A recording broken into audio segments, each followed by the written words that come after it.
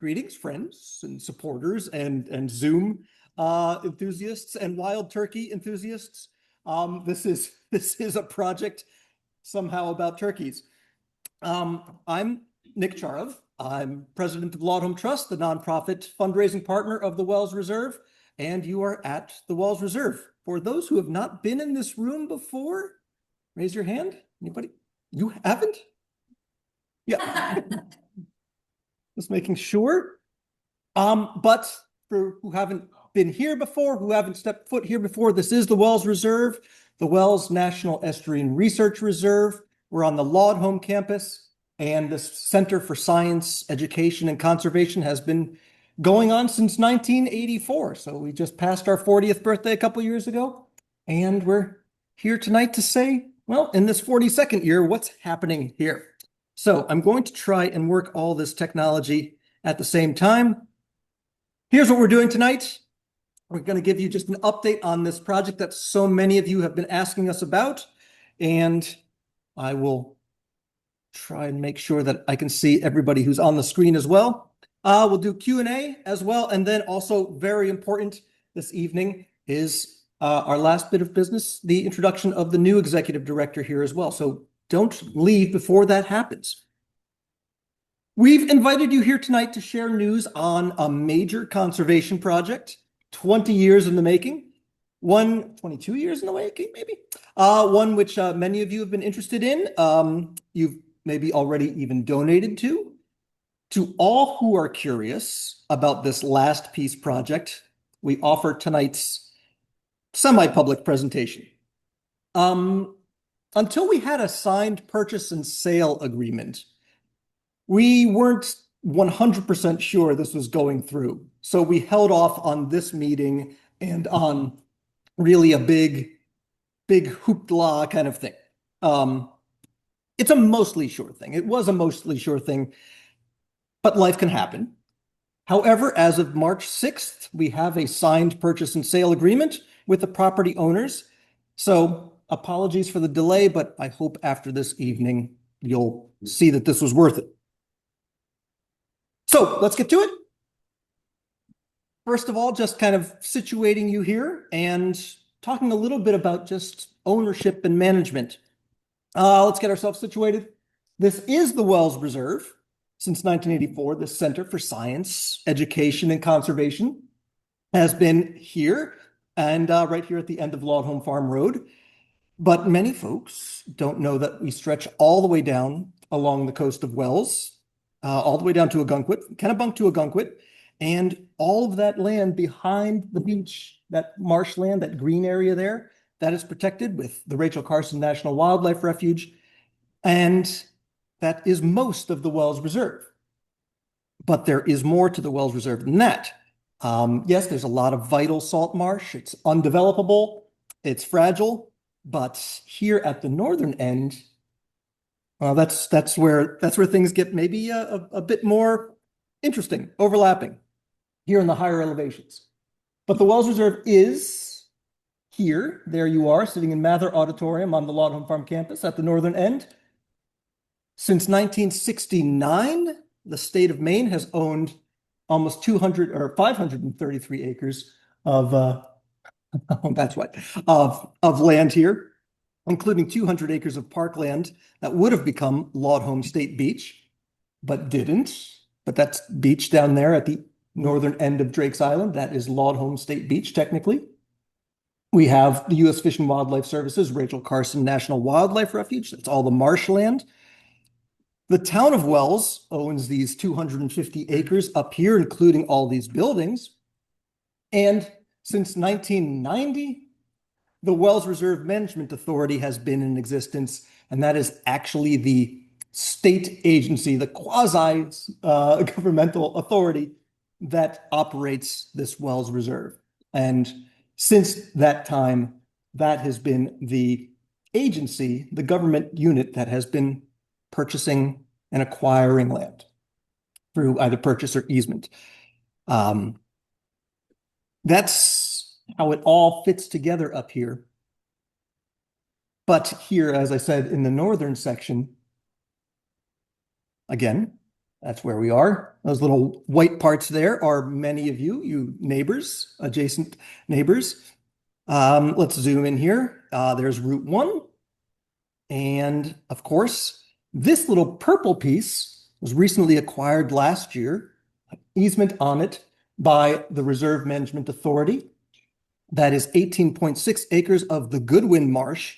That was with a bipartisan infrastructure law grant.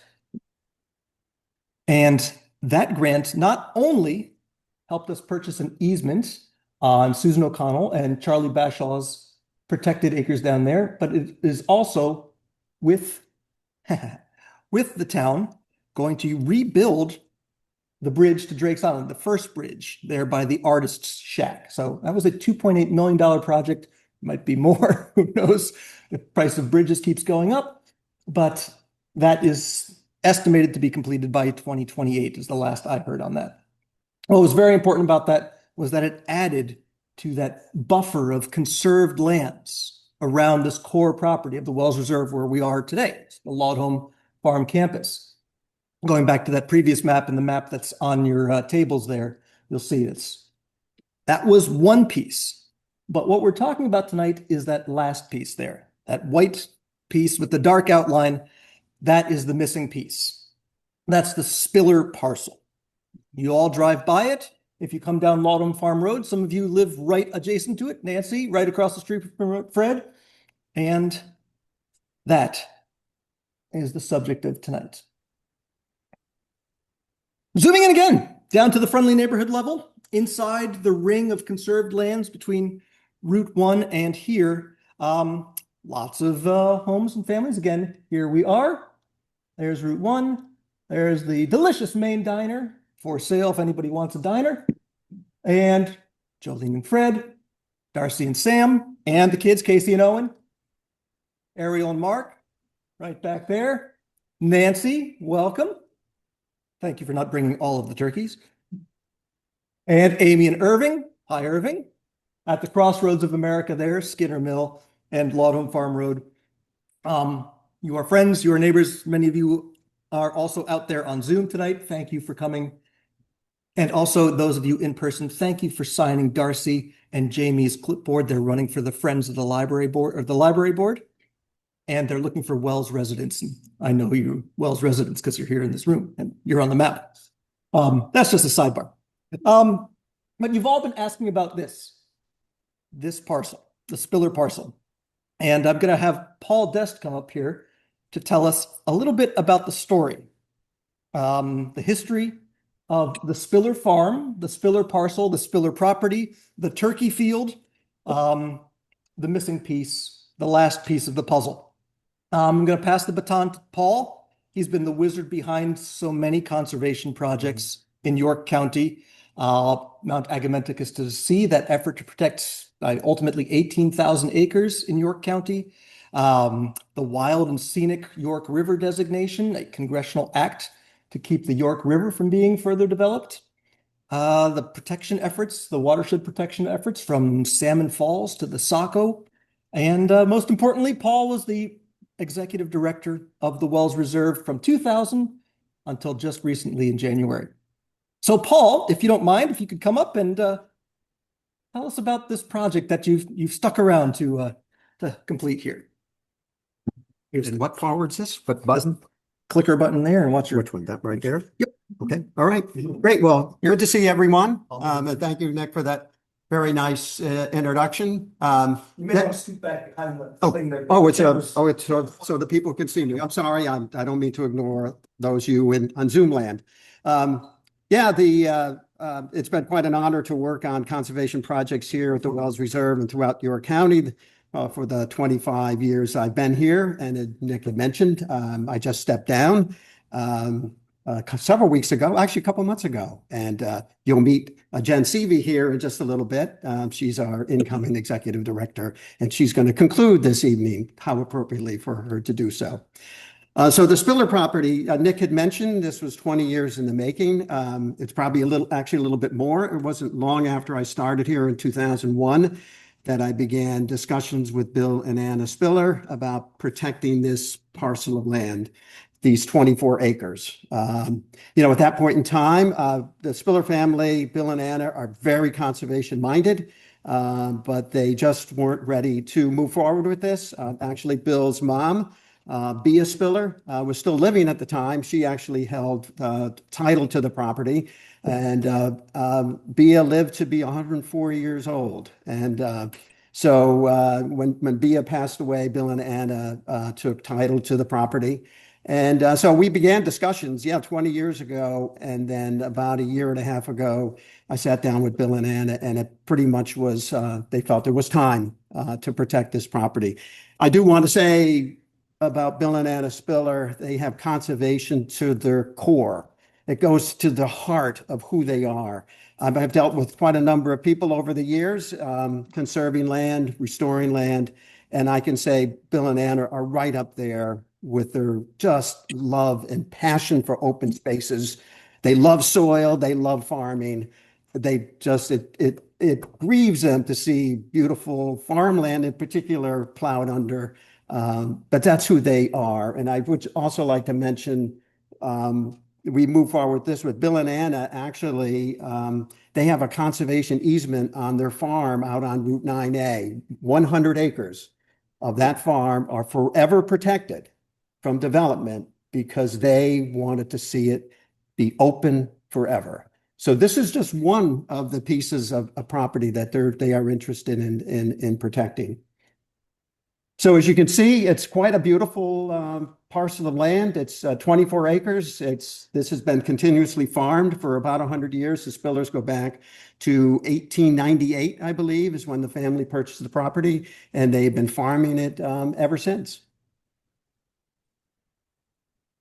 And just to give you a little bit of context, Nick had mentioned Goodwin Marsh that we protected actually about this time last year. That was another significant piece of property that is part of the Webb-Hannett Marsh system. Again, the reserve has been working to protect these pieces of land in and around our campus here, from the Little River all the way down to the Algonquin River, ever since we were designated in 1984. Excuse me, how the time goes by. But the Goodwin Marsh was also a significant piece here. So as you look at this property here, the Spiller property, the field and the forest beyond, that's all continuously conservation land, all the way to the Goodwin Marsh and beyond. So you could see we are ever so slowly, ever so patiently protecting these beautiful parcels of land so that we have this landscape of protected land. And actually, if you were to see an aerial map, you can go from the north side of the Mousam River in Kennebunk all the way down to the south side of the Algonquin River, and you would see a contiguously protected conservation land all the way. And I think this piece is appropriately named the last piece because it's the last significant piece in this area of land on the east side of Route 1 that goes from, again, the Mousam River in Kennebunk all the way down to the south side of the Algonquin River. It's pretty amazing. It's taken us years to get here, and this is a significant part of that protection effort. Okay, so what happens if land is not protected? I liked Nick's map that showed the neighbors, all of you, and because the Spiller property is your neighbor. Bill and Anna Spiller are your neighbor. So what happens if it is protected? We don't mean to pick on this particular development. It's close by to all of you, but it just so happens to be in our neighborhood. But that was an open piece of property there, right on the corner of Lawn Farm Road and Route 1, right adjacent to the main diner. And it was purchased several years ago, and the development was recently completed. Again, this is what happens if you don't protect land. And you can't help it. There are businesses, there are homes. It just is part of our life. But if you don't protect land, it probably will be developed, particularly places like the Spiller property that are so damn beautiful and have protected land all around it. You've got this wonderful farmscape, you have the forest. Who wouldn't want to live there? So your neighbors could have been someone different than the Spillers, or let's say the Wells Reserve, which is moving pretty quickly, well, maybe not quickly, as quickly as we can to finally conserve this property. But this could have been, not Bill and Anna love open space, they love land. Okay, so this is, the last, peace campaign. I credit Nick with coming up with the last piece because he's absolutely right. It kind of fits. This will fit the jigsaw puzzle of protected land, over time. It's, quite a bit of a lift for us because at the Wells Reserve, we have lots of other priorities, including 150-year-old barn buildings and visitor centers and farm buildings that need tens of thousands of dollars worth of care, over the next, and that's the low estimate over the next 5 years or so. But this is absolutely a priority for us, is to protect this parcel of land. So the land consists of, it's about half and half. Half is open space, I should say fields. It's been continuously farmed for decades, and the other half is forest land. So we're actually dividing it in half. Half of the property will stay woodland, half of it will be farmed, and that'll be written into the agreement, the deed, and the agreement that we sign with the Spillers. Yeah, the Spillers. Yeah, the Spillers and their heirs. The other opportunities, if their heirs don't farm, they can always lease the property. That's also will be part of the deal. But the Spillers intend to continue to farm this. I do know when we started to seriously talk about protecting the property, we did ask if they wanted to sell it outright, rather than for us to purchase and hold a conservation easement. But Bill and Anna really wanted to continue to farm it. And got another question. It's bunny habitat down there too, isn't it? There were a lot of that for the bunnies. Yeah, so that would be in the wetland area. They did what was called a timber harvest there to encourage the growth of young forests of shrubs, which are not only for bunnies, but also for a range of songbirds and other small mammals. So yeah, they did that about 12 years ago with the Natural Resource Conservation Service. But that is there. That'll be part of this project, that essentially about 12 acres of forest land. So it'll be essentially divided into two uses: the farmland with the open field area, and then the forest land. And we are actually hiring a licensed forester to develop a forest management plan for that property. All right, so what's an easement? So we are not purchasing what's called fee simple interest in the property, without getting into 8 centuries of Anglo-American property law here. We are in our land holding system, we have what's called absolute ownership. It's called fee simple absolute. You own it. You can do what you want with it, as long as it's within the constraints and guidelines of federal laws, state laws, and local ordinances. But it's yours. You can build a house on it, again, providing it's zoned correctly. It's yours. But you also, with our forms of ownership, you can actually sell off other pieces of it. So in other words, you don't have to sell what's called the fee simple interest in the property. In other words, we would actually own it. It's ours. You can actually purchase what's called development rights from it. And that's essentially what we are doing. We are purchasing the development rights. And what that is it's called an easement. Let me get to and you know what? This is too small for me to read. So sorry about that. Glasses. Yeah, sure. Well, I should have mine too. But an easement essentially is that the Spillers will, just to simplify, the Spillers will continue to own the property, but the Wells Reserve will hold an easement. And that easement will stipulate that only certain uses can occur on that property. And one is farming, and the other is forest protection and timber management. So we allow them to do that, and that'll be written into the language of the easement, which will be recorded with the deed once the transaction goes through. But they could never develop the property. They cannot put a farmhouse on it. They can't essentially put anything concrete in the ground. They could probably put it up greenhouses, anything in the farmland portion of the property they can farm, but they cannot put a building. So forever, this property will not be developed. Now, we could, over time, I'll get into what sort of easement we have going on. We could, over time, as even though we purchased the easement, purchased the development rights, actually hold an easement on the property. We could, over time, and well, let's say with Spiller's heirs, whoever actually ends up owning the property, we could actually go back and purchase the rest of the value in the property, meaning the fee simple value. So we could actually own it. But right now, and it's the Spiller's desire, they want to continue to own the property. They want to continue to farm it. And that's what the use will be, over time. So the easement that we're placing on this is what's called an agricultural easement. So you can actually, there's a couple of different types of easements, not to go into too much detail here, but you can actually have what's called a forever wild easement where you don't do anything to the property.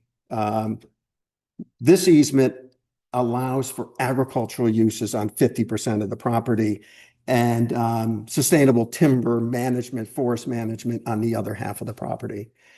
So that's all going to be stipulated within the easement deed that our attorney, working with the Spiller's attorney, working with the Spiller family and us, will develop, over time. Yeah, so there's more words in here than you can digest, but these are some of the major tenets and uses in that agricultural easement. Now, remember, agriculture is a tough business to be in. It's so you all of a sudden can't dictate, what kind of agriculture do we want the Spillers to practice on that property? So what happens if you said you can only do strawberries and raspberries and then all of a sudden, strawberries and raspberries no longer become a lucrative crop, but some other crop becomes lucrative 10 years. Let's say asparagus, for example. There's a rage about asparagus, but in this deed, we say you can't plant asparagus. Well, bottom line is what we're doing is you have to allow for uses that are defined by the Maine Department of Agriculture, Conservation, and Forestry and the USDA. You have to allow for that sort of flexibility. What is farming? Because farming changes over time. And then, I'm sorry, I didn't prohibit it. Yeah, and of course there are prohibited uses. There cannot be an ATV racetrack there. There are certain things we want it for farming, we want it for open space, and we want the wooded area to be for timber management, but also for wildlife. So we have established restrictions on that both the landowner, the Spillers, and the Wells Reserve have both agreed to. And so essentially we've gone through all of this process now and have gotten agreement, and now we're completing what's called our due diligence, the legal work and the environmental assessment and the appraisal and all of these various other studies. And then, what's this next one, Nick? No public access. Oh, yeah. So I really should have brought up my glasses here. I should know better, by golly. All these words are also on the table there. Yeah, so I refer to the documents that rest before you.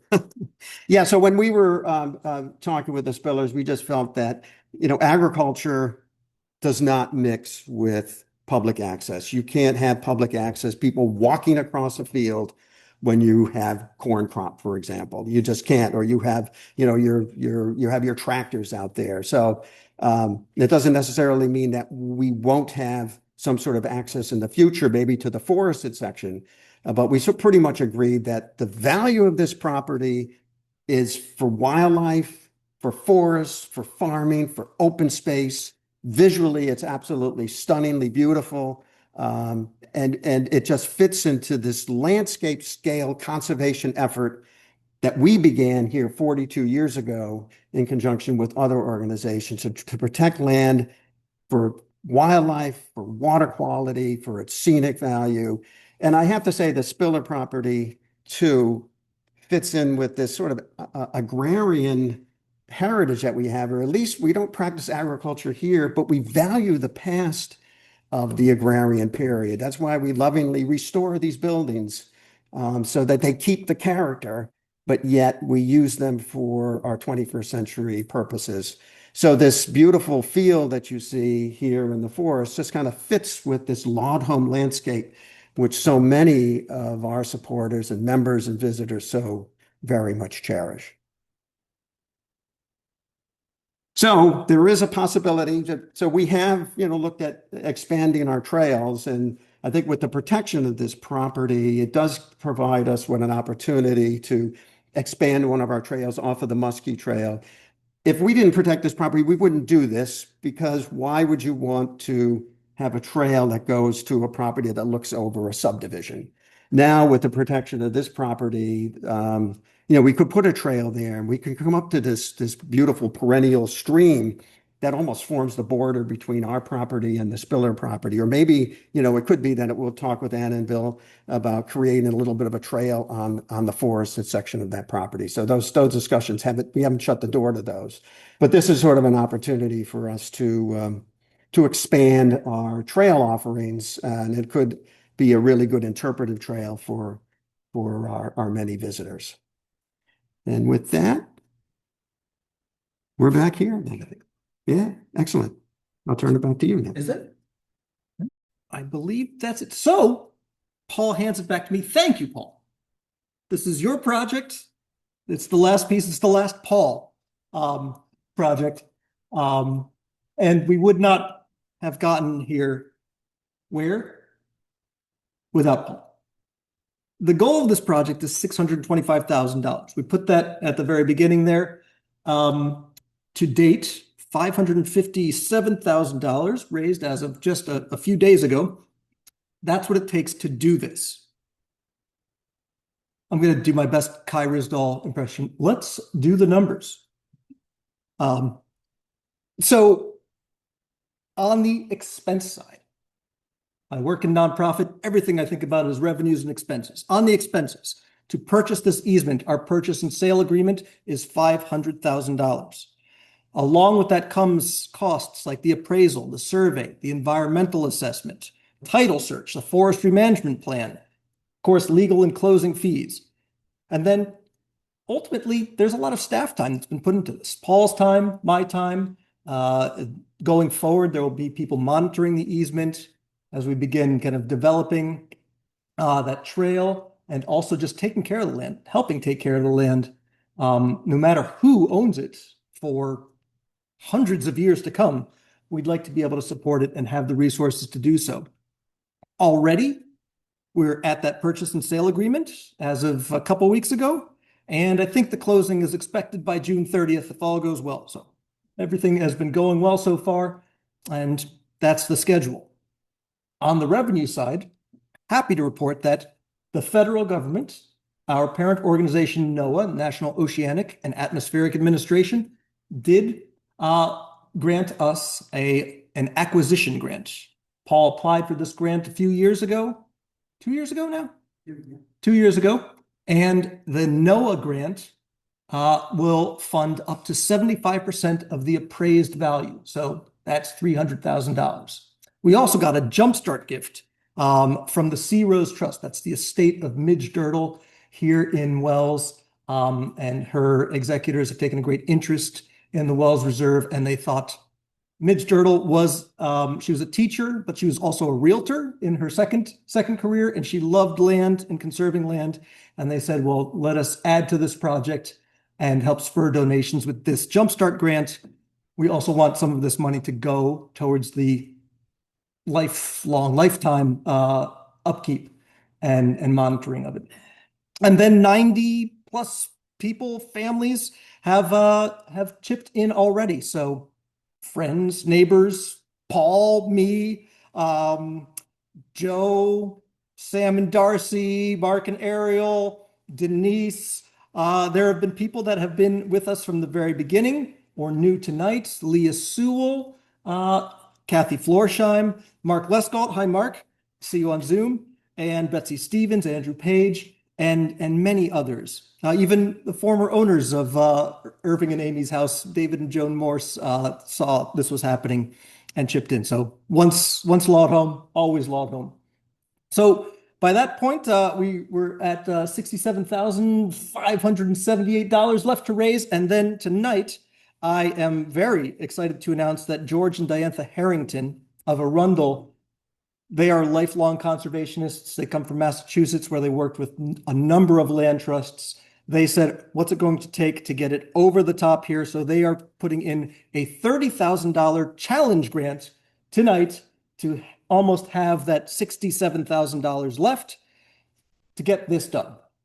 So my job is to ask you for your support, to ask you for your friends' support, to ask you for your family's support, your extended family support, to shamelessly ask you to help us get this done. I think it's a great project, but we also want to answer your questions about it. So, and those on Zoom, feel free to come off mute as well. We'll hear you through the speakers in the room here. We could use all of your help to get this promised land. And we're happy to take your questions. That's what we've got. That's the website. And again, there's a little bit at the end of this program as well, but what questions do you have? And if Paul needs to come back up, I'll grab Paul just in case there are technical questions that I don't have. Who's got one? Fred. Does the federal government own any property in this area? Does the federal government own any property in this area? And does that present any problems down the road? I can go back to the big map. You'll indulge the back clicking here and show you. Woo, here we go. Come on. Let's go. Shouldn't have put in all those animations. Let's go to the very big map. You also have it on your tables there. Yeah, so U.S. Fish and Wildlife Service owns a land. So you can see where the Spiller property is. You can see the Goodwood Marsh property, the area surrounding that. U.S. Fish and Wildlife Service, Rachel Carson National Wildlife Refuge. So everything you see here in the green is Rachel Carson National Wildlife Refuge. They are a close partner with us on so many things, and I just see them as being, and actually we're working with them on a small land acquisition project in the West End that we actually received as a donation that we will be donating to Rachel Carson because we thought that it would be more appropriate to them. We collaborate very closely with Rachel Carson National Wildlife Refuge. And kind of, I think that the second part of your question there, does it present a problem in any way? Not as far as I know. Not as far, never has. I hope never will. We collaborate really, really well with National Fish and Wildlife Service. Rachel Carson, that's part of their governance structure here as well. Nick mentioned the Reserve Management Authority, this quasi-independent state agency. Rachel Carson, along with the town of Wells and the State Bureau of Parks and Lands, they actually are part of our partnership here. So any issues that we have can not only be brought up at the staff level, but also at the leadership level. Nick is the chair of the Reserve Management Board of Directors. So we work very, very well together for sure. That's a good question. Thank you. I know you've got more questions, Rocky, but yeah, Joe. Does that also prohibit hunting on that ground? Yeah. Does the easement prohibit hunt? I'm repeating the questions for the Zoom audience. And Paul, if you want to talk into here a bit more. Yes, this would be or not. So that is a right that we will not take away from the landowners. For them, if they want to post a property, they can post it. If they want to allow hunting on the property, they can allow it. So this does not take away that right whatsoever. So they retain it. And we do have the controlled bow hunt that happens here at the Wells Reserve as well. That's every November through January. Fred. Can the president change the name? The president of Laud Home Trust cannot change the name. The president of the United States of America, we're not really sure. That's a good question for the courts.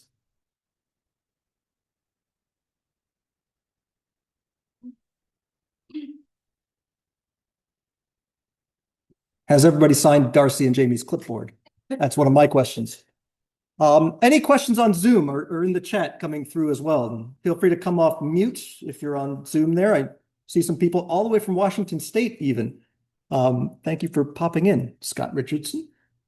Yeah, Thanks, Scott. he's checking in on us.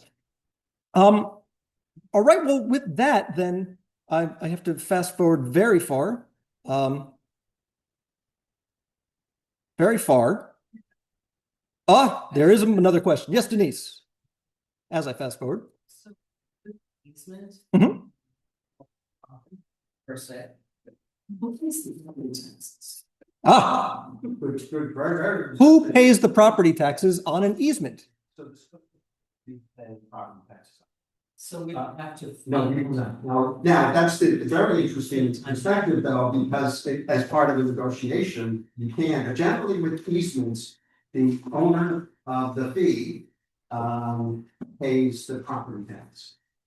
Interesting enough, we had an arrangement here with the Lord family. When we purchased this property, they actually retained what was called a life estate. And those clever folks said, okay, you grant us this life estate, but we also want you to pay the taxes.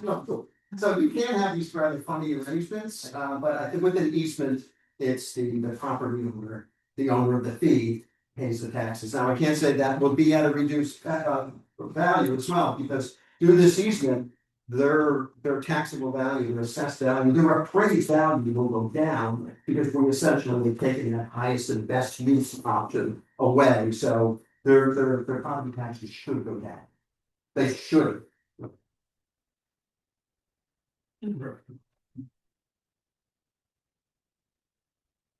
Let's do the numbers. Questions, comments, concerns, and now that's how you donate to the project or talk to me, call me, slip money into my pocket. That also works. I've got some right now.